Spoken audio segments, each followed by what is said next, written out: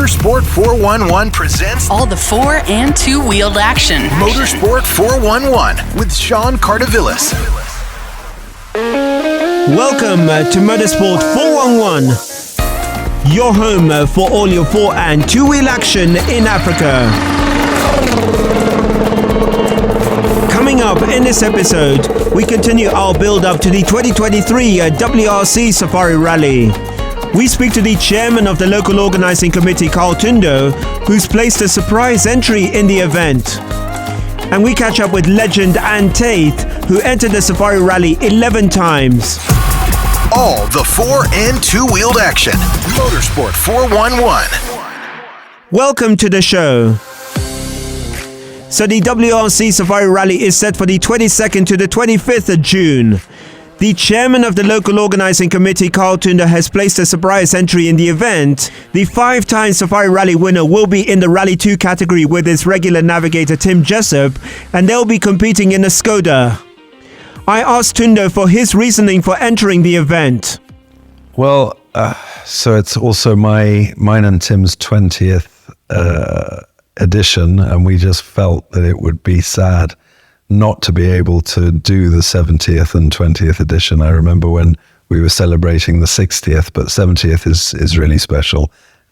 So yeah, I got the approval from the CS to be able to enter. So I went ahead to see if I could put it together, and we've managed. Yeah. You've got the approval from the CS in terms of you being an organizer and also rallying. Are there any permissions or anything you need from the FIA in regards to that? So through the clerk of the course, I've written for permission, and he's granted it. So it's on the basis that I don't go around the route, which as a chairman you actually don't need to do, because you're providing oversight to the whole organizational team who get on and deliver it. So I don't see any conflicts of interest. I always suggested that on accepting the post as chairman, that if I got the chance to do it, that it wouldn't be an issue, and that was always on the basis of accepting the role. So let me tell you, I'm so excited about doing it. Yeah. And from your role as chairman to when you compete, how do you juggle the two? As a chairman, you hopefully everything that is on my to-do list, my mandate, is done by the time the safari comes to play. So potentially making a speech here or there, but ultimately I'll be there and on site. But I will hand over to my vice chairman any roles that are specific to the actual event. But as an LOC, we should have been done, and the secretariat should have taken over and run with this. Finally, just tell us about the car you're entering and also sponsorship. So I am lucky enough to be driving a Skoda R5, which I've never driven before, so hopefully I get to test it beforehand. And thanks with huge support to Betika, we've managed to put it together. So yeah, it's in an R5. It gives me the potential to do quite well. And I will try and make everyone proud and try and add to my success on the safari. I'm sure you'd love it to be wet. I would love it. I can't wait. If it's wet, that'll be a dream come true. So that's the 5-time Safari Rally winner and chairman of the local organising committee, Carl Tundo. We'll be back. All the four- and two-wheeled action. Motorsport 411. So welcome back. Now, Taieth is a legend of the Safari Rally, having entered the event 11 times. Now, there are a number of anniversaries this year: 70 years of the Safari Rally, 50 years of the WRC, and 20 years of KCB. I asked Anne for her thoughts on those anniversaries. Yeah, it's a long time, a lot of anniversaries, and amazing that the Safari is still going, which is great that it's still there, although it's very different from how it used to be, but changes we have to live with. Let's go back to the beginning of your career. How did you get into motorsport? We were in Malaysia when I got involved with some people there, and they had Mini Cooper S's, And a friend of mine asked me if I'd like to drive his car. It was just on the road racing really, but it got quite fun. And I sort of got bitten then by the bug, and then we left Malaysia. We came to Tanzania, and then I heard about the East African Safari Rally, and that was incredible, to be there. And I saw the first safari. I was out watching, and I was totally amazed by that. So, one thing led to another. So here I am today, and I've done 10 or 11 safari rallies, and it's really been amazing. That was what year? Well, the first safari was in 71 with Anne McCarty. I did that. 72 up to, I think it was 76 or 7 with Sylvia. Then I did one with Farouk Yusuf. I did one with Don Hall. And that took us up to, I think it was 84 or 85, my last one that I did. Just tell us about the challenges in the 70s, first of all, of, rallying in those days. Well, in those days, yes, you could do the safari, but you had to have an ordinary car. It was very difficult to get competition parts. And so you'd buy, we bought a second-hand, well, the first car was my own car, actually. It was a road car, Datsun 1600. We got this amazing Japanese suspension, put on the sump guard, a roll cage, and so on, and we did the safari. So in 70, we got to halfway stage, but we had an alternator problem, which couldn't be solved. So the next year we bought, I did it with Sylvia, we bought a Datsun 1600 from DT Dobie, I think, and put in the suspension, and the engine, gearbox, everything was standard, and the rear axle and so on. But we were still fairly competitive, and we enjoyed it, and it just one thing led to another. But it was amazing. You're most famous for being with Sylvia. How did you meet up with Sylvia? I met Sylvia at a training rally, I think it was, as we used to have in those days. And she had her car and I had my car. And then we were going to do the safari in 71 with different people. She had her car and I had mine, and we did the recce together because our navigators or our partners couldn't do the recce. So Sylvia and I did the whole safari together, and we thought we might make a good team. So that's why after that we started rallying together. And it wasn't all roses to start with, because I wasn't a very good navigator, and I thought she wasn't that great a driver. So anyway, we got ourselves sorted out, and then I stayed the driver and she navigated, and then we went on to greater things. As an all-women's crew, what sort of challenges did you have in those days? Well, it wasn't like it is now. Now if you're a woman, and you can be given all kinds of opportunities. We just fought for every nut and bolt that we got. And sometimes we were not all that popular amongst the men. I think they thought we were silly dollies, and but anyway, they grew to get a respect for us when they saw that we could actually put up a bit of a fight. And but it was challenging, I must say. And we got absolutely no support from factory or, we got our own sponsor. We got Lady Gay Cosmetics from Boot Company and other private companies that supported us. Who was your service crew in those days?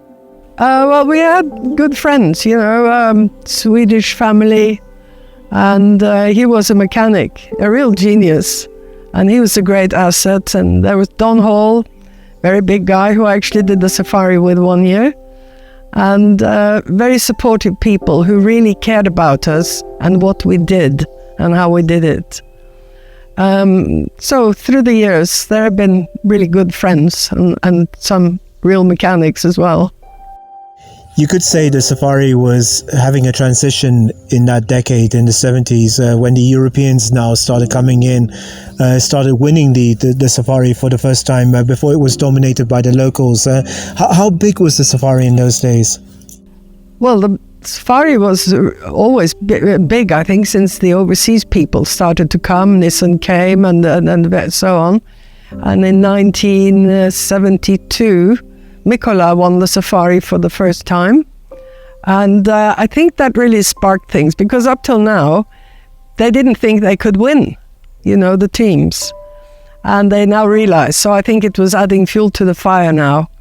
And it sure worked, Then we got Marlboro and we got all these sponsors. We got these fantastic cars who would come with the overseas drivers.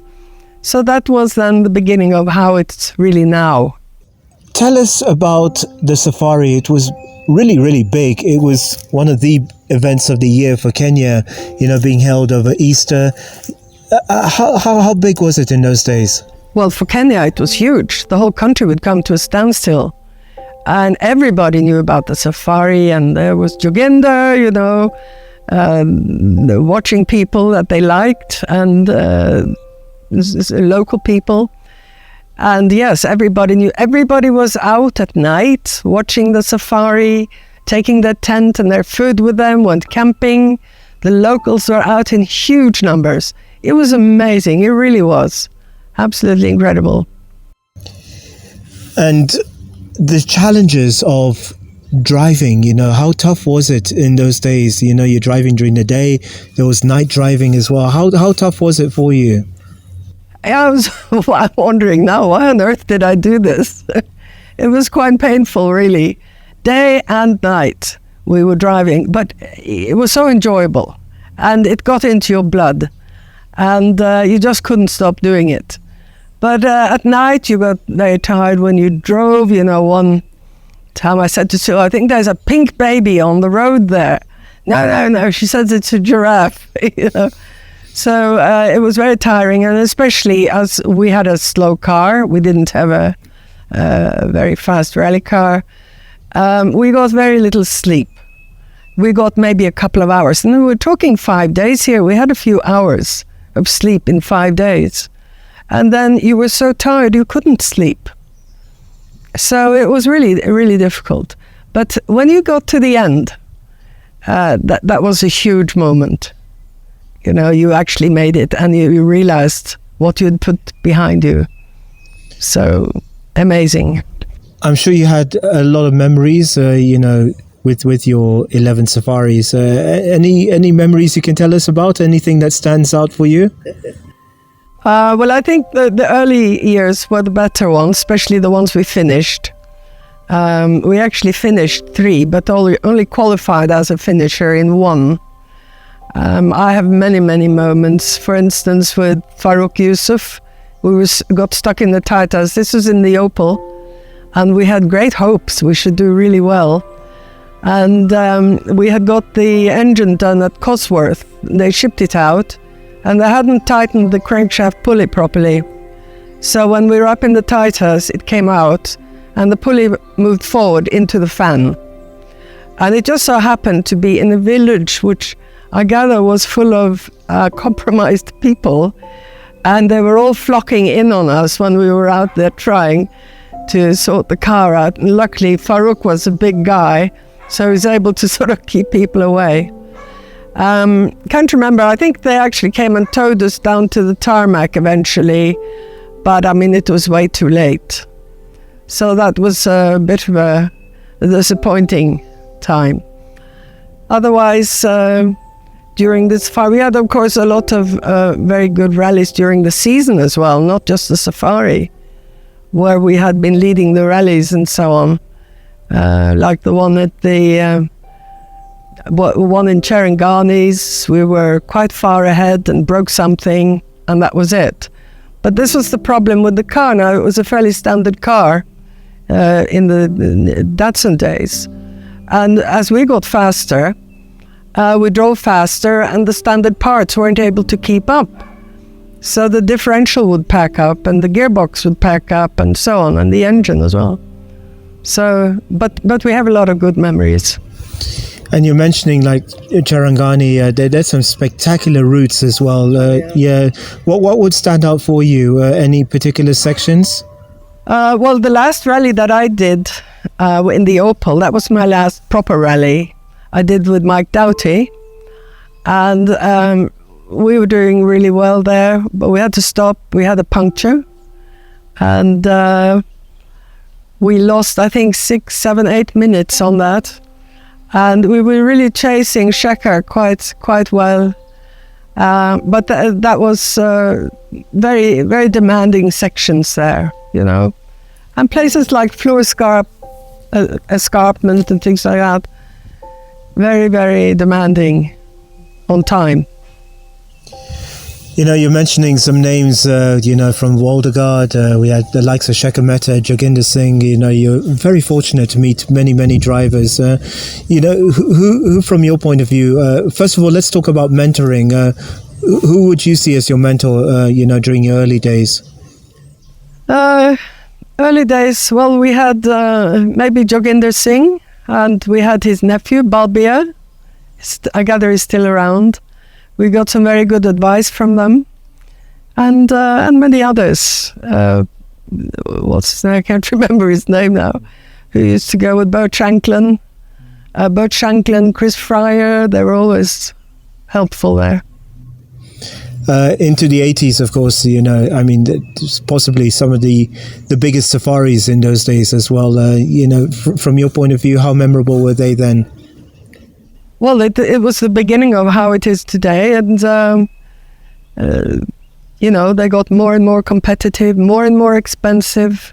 The cars were more and more sophisticated, so it just got more and more difficult to be able to compete, to afford it, and also you can't afford to buy these expensive cars. So what do you do? You mentioned Mike Doughty, not only spectacular as a navigator, but also as a, you know, head of the Safari Rally.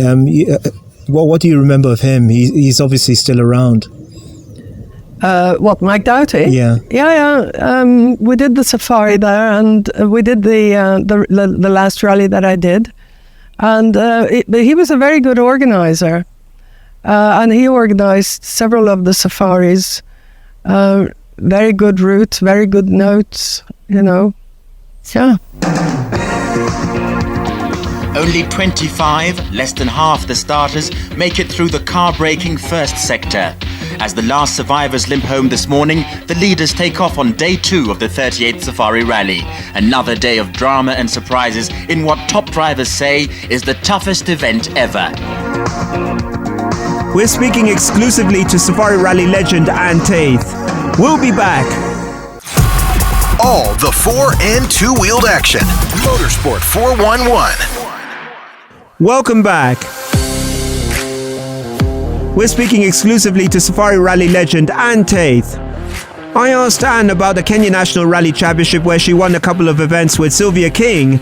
They were known as the Super Queens. Yes, we did. We won 2. And then we have many seconds, thirds and fourths in the beautiful Opel Ascona, which now had all the power we needed. It had the reliability. Well, it was a works car without the support, but we still managed. We did very well with that, and really got to understand how it really was to rally competitively at the edge, you know. And learning a lot, rally by rally, we got faster and faster. And until one fine day, we needed a new rear axle. And that was going to cost 50,000 shillings, which was a lot of money in 1985. And sold the car, which was another big mistake. We should have just hung on to it. But it was a lot to do with money. How stiff was the competition in those days? Oh, very stiff. They were all there. You know, all the top guys in the local rallies, yeah. Just mention some names, you know, there's the likes of... Well, Shekhar is one, of course. You have Basil Kritikos, another one. Jack Simonian, he was earlier on. So Preston Jr., I would assume? Yes, he was. Yes, in fact. Yeah. we were chasing him once in he had a pickup or something like that. And yes, so he was one of those very competitive people, and fun to race against them in a good car. You had the car. How did you manage to acquire the Opel Ascona in those days? We got it via Surinder Tati, who was the sort of go-between, and arranged to buy it. We sadly lost the Safari in 2002. How much of a blow was it in those days? Well, it was quite a blow, I think. It was a silly thing to happen because we were really on a ride, you know. So we had this unfortunate long break now, which we still managed to get different sponsors to run the Safari and so on. But I did think it was quite a blow. It would have gone well if we had carried on with being a championship rally, the FIA. Do you think the organisers took it for granted, you know, having the Safari there, you know, thinking that we would never lose it? Yeah, who knows? Who knows? You know, it was one of those things. What was the reason they forgot to pay their fee or something like that? Couldn't maybe afford it? Who knows? Rallying then went through a little bit of a transition. We had KCB come on board in 2003. It's celebrating, of course, 20 years this year in motorsport. That really sort of kept motorsport going in those days, huh? Yeah, KCB was a huge benefit to the Safari and still is. They've been the most incredible of sponsors for so many years now and still on board. And I hope they keep going, and I hope they'll be treated really well, to be encouraged now to continue. It's also been very good for them, of course. They must have a lot of new account holders, and everybody knows who KCB is. The Safari Rally returning in 2021. It was supposed to be back in 2020. Of course, we had COVID. This is now the third event of the Safari Rally back in the WRC. What are your thoughts on the format of the current championship? It's incredibly exciting to watch. But you always think, my God, isn't this dangerous? Here you have basically Formula One cars with larger bodies driving on dirt roads. And to me, it's not rallying as I know it, or as I knew it. It's racing. And maybe they should call it Safari Race, not Safari Rally. But I think, it has a big future because it's exciting and people love to sit at home and watch it on the television or on your mobile phone. So it's probably here to stay and to get even bigger and brighter. Unlike the old days, it's pretty difficult. It's, virtually impossible to acquire or to get a hold of a Rally 1 car. It's almost impossible for the locals to win their own local event. What do you make of that? Well, it's kind of sad in a way, and it's a matter of money. I mean, we have talent here. We have people who could, but some of them have gone to Sweden and so on and been shown how they do things there, and they've been given a lot of support. And the juniors, they've been given cars and so on. I mean, the small R3 has more horsepower than our Opel Ascona had. So, it's sad that, we can't have more locals who are driving these cars, but maybe in the future. You're involved, with organisation. Just tell us what you do with the Safari Rally. I'm doing graphics and produce the banners, the artwork for the banners and so on. And banners and flags and everything that you see around when you go to the service parks and so on, I do on my computer. And this is also together with Sylvia, who's very much doing the branding and so on for the WRC. So that's I'm doing my bit that way. We've been seeing you at events. I guess we'll be seeing you at a lot more local and, of course, the Safari Rally. With your camera taking pictures? Yes, because we used to produce these Safari Rally programs, and the programs for the local rallies. So it's very good to have your own up-to-date pictures. And so we put together the whole program on the computer, and we'll be doing that for the classic. All right. Just a final word for the main people who have been in your life in terms of motorsport. The likes of Sylvia, your other navigators, possibly anybody else you'd like to mention? Oh, well, there have been a lot of friends around over the years. It's many years ago since we really were rallying. I mean, you're talking, 30, 40 years ago, and those people, most of them are not even around anymore. So bless them for wherever they are now. But it's good to be involved. It's nice to watch the rallies and see. I'd still like to do another rally, but not the WRC one, but maybe a classic one is more suited to my age and ability now. And Taieth, we hope to see you at a future classic. It would be lovely from a personal point of view to see you in action, at least one more time. But thank you so much for speaking to us on Motorsport 411. Yeah, my pleasure, Sean. Thank you very much. So that's Safari Rally legend Anne Taieth speaking exclusively to Motorsport 411.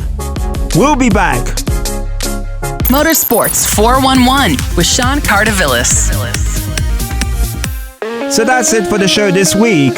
Our thanks once again to Carl Tundo and Anne Taieth. Our thanks as always to Big City Studio. I'm Sean Cardovillis. See you next week.